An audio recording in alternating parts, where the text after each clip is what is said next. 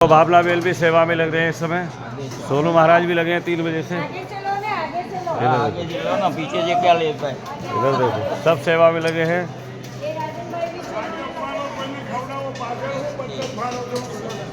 आओ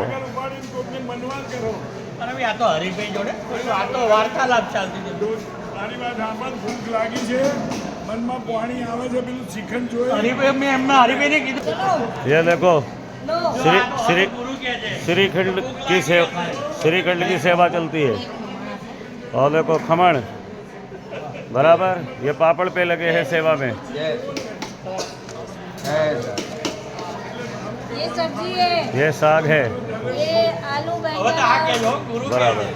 कैप्सिकम की सब्जी, ये मूंग है, बराबर। અડી ये सामने गुरु जी खड़े हैं। બાપ सामने छोटे गुरुजी खड़े हैं, निर्देश दे रहे हैं हाँ भाई ऐसे ऐसे कार्य करो। આપણે એ મેં કીધું કે નીચે